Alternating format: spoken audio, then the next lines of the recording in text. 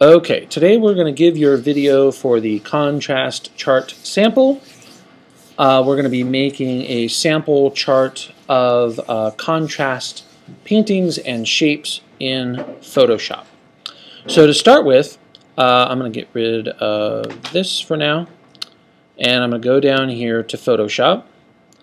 And we want to start by making a new blank document. So I'm going to go File, New.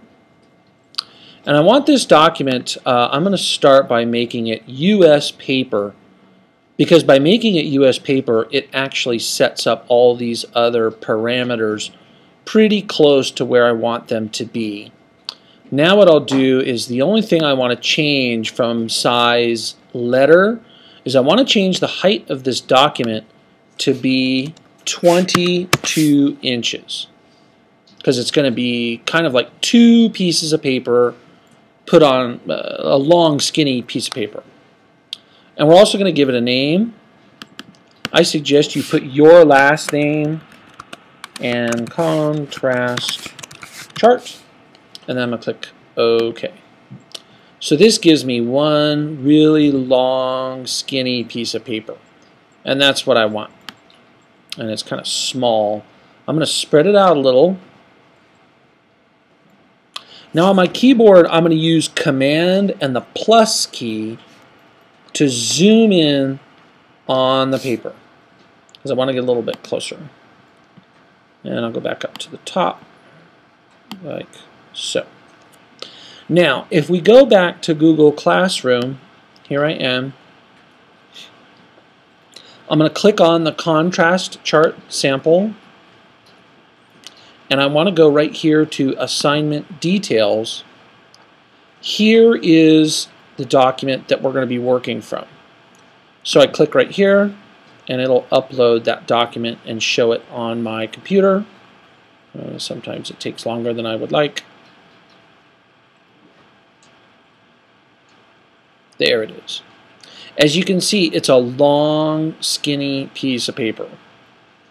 Now, you can actually view it right here in the web browser, but to be honest with you, I actually like to hit this button right here, the little arrow, and download it. And you'll see there's where the download is.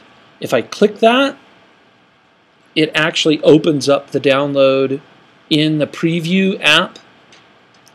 And the Preview app is actually much easier to use. I can spread this out, and then I can hit this plus right here and zoom in, and I can make this document nice and big and much easier to read. In fact, I think I've made it a little bit too big, a little small. Now I'm going to scroll all the way up to the top, like so. So here's what we want to do. I'm going to start by making this title, and then we'll do the first few of these together. So let me move this over here, and I'm actually going to get rid of Chrome. And here I am back in Photoshop. So the first thing I want to do is I'm going to make that big title that says contrast. I'm going to use the text tool. It's right here. And you can adjust your text up here. All you really need to do is just click it once. I'm just going to click once. Click. And then I'll type in my title. I'm going to call it contrast chart. Now what I can do is I can click the move tool right here, and I can actually move this text, make it a little bigger. I can even angle it a little bit if I really wanted to, just for kicks, and make it a little larger, like so. When I'm done, I go back, I click the Move tool again. It says apply the transformation. Yes, apply. So there, now I have a title. Now what I'm going to do is I'm going to go ahead and I want to do some of these paint splotches and the text that goes with them. So let's start with our intense red color. We're contrasting here between intense, like a brighter color, and a neutralized color, or basically the same color but not as bright. So here I go. I'm going to use the paintbrush tool, like so. And I want to grab a really nice bright red all the way up here in the corner. Okay. The brushes you want to use here, I'm already in them, but you want to go down here to basic brushes, at least to start with. With the basic brushes, you'll see you get these hard mechanical brushes, and then down here you'll get the soft mechanical brushes. I'm going to use hard mechanical 60. Go back here to my chart. Now it won't let me do it because there's no layer, so I'm actually going to make a new layer. It doesn't really matter what you call it. This will be where I do my paintings. So here what I'm going to do is I'm just going to make, just like in the example right here, I'm just going to make a red splotch that I can call intense color. And I'll put it kind of right here in the middle, and like so. And I'm just going to fill it in. Nice and easy. Done. Fill that in. Ooh, I messed up. Look at my opacity. Oops. I want this to be an intense color, so I need my opacity all the way up. Ooh, that's better. Now I'm going to go around, I'm going to fill this in again because I want this to be a nice bright red, like so.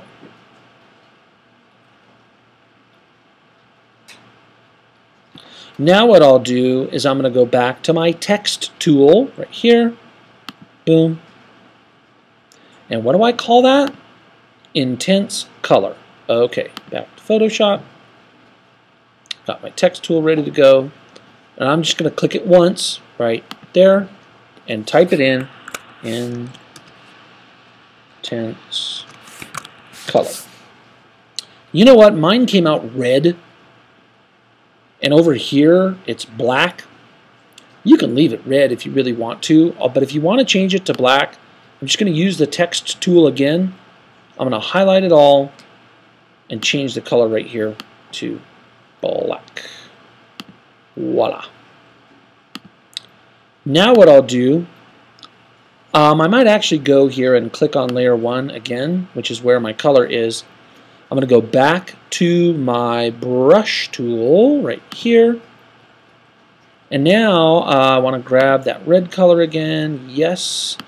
And now what I'm going to do is I want to make a less intense color. So I'm going to go down my opacity about 50%. Now I'm just going to draw another circle. There we go. Changing the opacity. And what do we call that? A neutralized color. Ooh, that's hard to spell. N-E-U-T. Okay.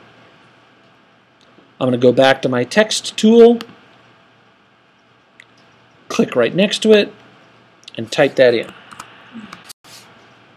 Now I've got a couple of problems here. I went off the edge and my color's wrong again. So I'm going to click the Move tool first. I'm going to move this text onto the page. Get right, just right. Then I'm going to use the text tool again. I'm going to highlight the words and I'm going to change them back to black just because I want to. Good. Now, you'll continue. Okay, had a little bit of a QuickTime crash there.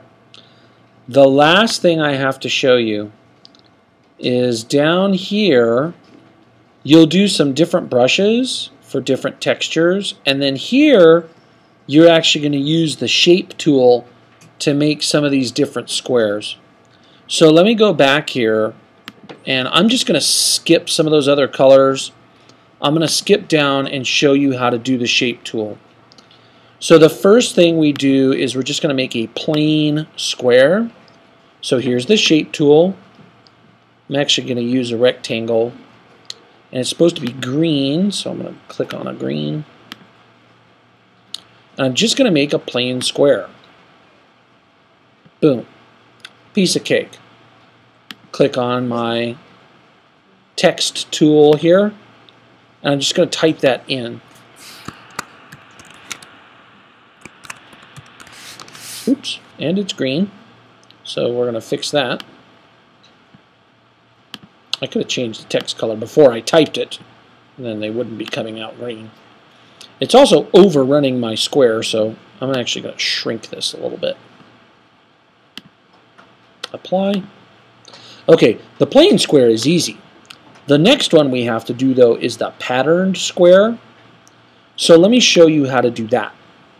I'm going to make another square with the rectangle tool,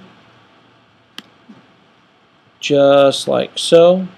Except now what I'm going to do is I'm going to go up here to the Styles palette, and I'm going to find a style that kind of looks like this guy. It may be hard to do. Maybe it's a swatch. No, let's go with a style. I don't like any of these. Let's go with text effects. And okay, and let's see what that looks like. Oh, these are better. The style you choose doesn't necessarily have to be exactly like the one I used on here. The only thing is it needs to have a contrast between plain and pattern. So all I really need is a patterned square. So here I go. This is a pretty cool pattern. Woo, nice. Now all I need to do is hit the text tool, and I'm going to label that pattern.